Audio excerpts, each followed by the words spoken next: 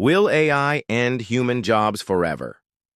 It's a haunting question, one that keeps economists, policymakers, and ordinary workers awake at night. Imagine a world not 100 years from now, but just a decade away, where you no longer walk into an office, not because you've retired, but because your job no longer exists. No one fired you. You were simply replaced. Not by a faster, stronger human competitor, but by an artificial entity that doesn't sleep, doesn't eat, doesn't demand a salary, and learns faster than the best minds on the planet. This isn't fantasy. This is already unfolding. Across the globe, artificial intelligence is reshaping the future of work in real time. Chatbots are replacing customer service agents. Robots are assembling cars and packaging orders. Algorithms are writing news reports, editing videos, generating art, and even managing financial portfolios. The promise of AI was efficiency and prosperity, but what if the price of that promise is human obsolescence? Let's rewind to understand how we got here. The first industrial revolution replaced human muscle with steam power. The second brought electricity and assembly lines. The third gave us computers. Each revolution displaced millions, but also created new industries. So naturally, many believe the AI revolution will follow the same path. But there's a crucial difference this time. AI is not just replacing labor, it's replacing intelligence itself. It's learning to think, reason, solve problems, and even create. When you replace muscle, you still need brains to manage systems. When you replace brains, what's left for us to do? Let's get into the real numbers. According to the World Economic Forum's Future of Jobs report, AI and automation could displace 85 million jobs by 2025. Meanwhile, they might also create 97 million new roles. That sounds optimistic, until you realize the new roles will demand entirely different skill sets, and many displaced workers won't have the resources or time to transition. A 55-year-old taxi driver whose job is eliminated by self-driving technology isn't going to become a data scientist overnight. The challenge isn't just economic. It's social, psychological, and generational. Now picture a company like Amazon. Every time you place an order, algorithms decide what you see, robots pick your item, autonomous vehicles deliver it, and AI optimizes every step. Human hands may never touch the process. Multiply that by millions of orders every hour, and you begin to grasp the scale of what's coming. It's not just blue-collar jobs. AI is creeping into white-collar professions. Legal firms use AI to scan documents, find precedents, and draft contracts. Medical AI can read X-rays and MRIs more accurately than radiologists. AI systems can write marketing copy, generate product descriptions, and even compose music and poetry. In 2023, an AI model composed a symphony that critics believed was written by a human composer.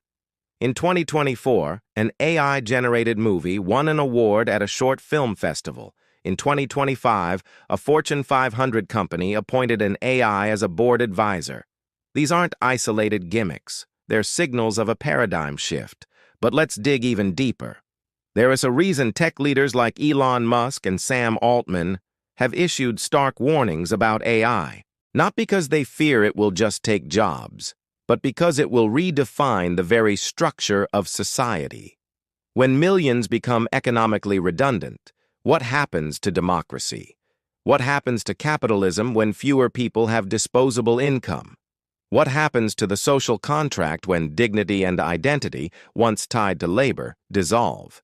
Imagine a society where only a small elite, those who own the AI infrastructure, continue to accumulate wealth, while the rest of the population struggles to remain relevant. The rich get richer, not because they work harder, but because their machines work smarter.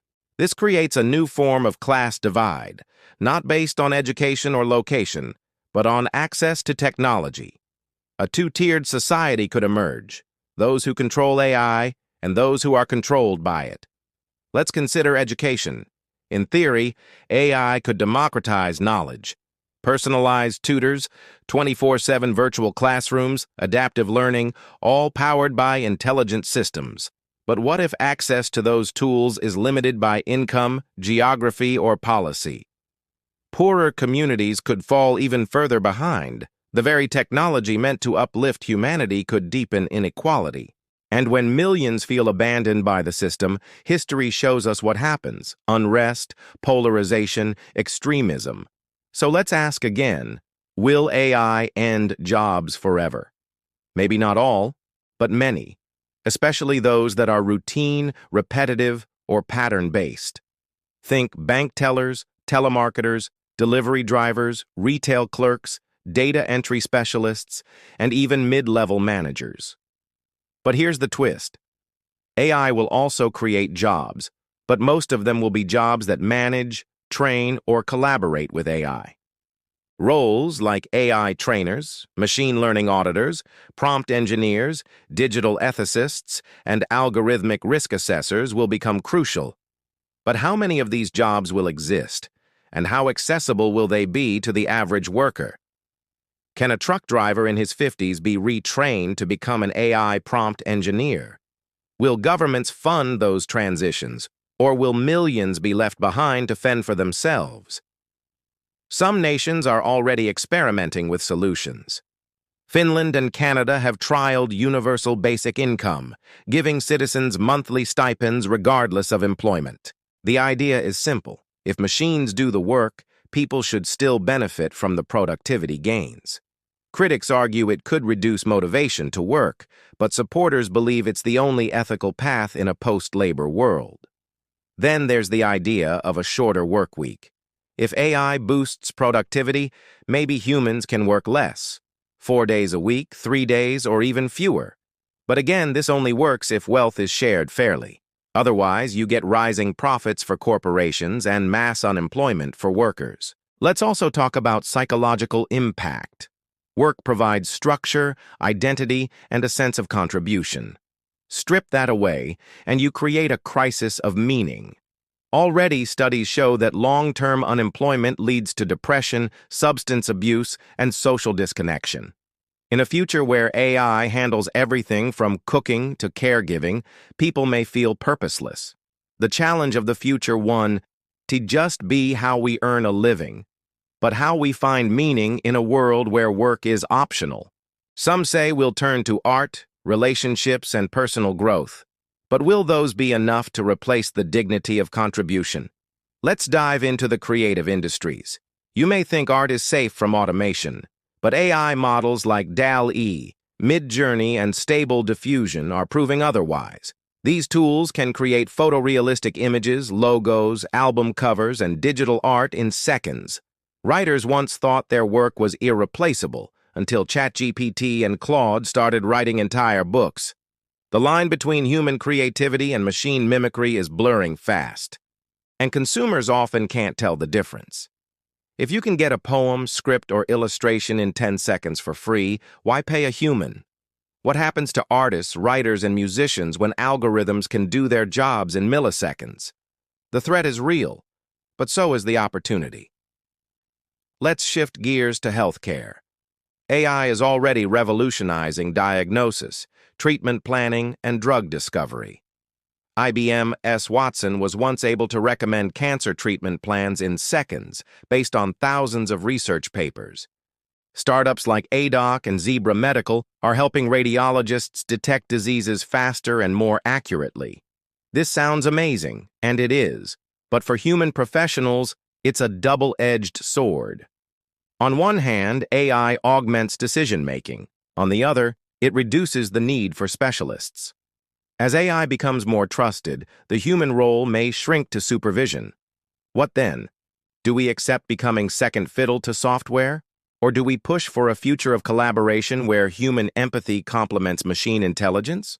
Even leadership roles are not immune. AI can analyze performance data, optimize hiring decisions, even suggest strategic shifts based on real-time analytics.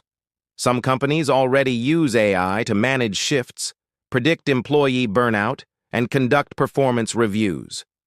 What if the CEO of the future isn't a person, but an AI system that makes all decisions based on shareholder value, market conditions, and data analytics?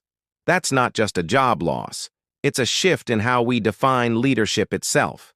The human element of vision, ethics, and intuition could be sidelined. Unless we embed those values into the AI itself, which brings up the thorny issue of AI ethics. Who decides what values AI should have? What if AI develops its own logic that we can't understand or control?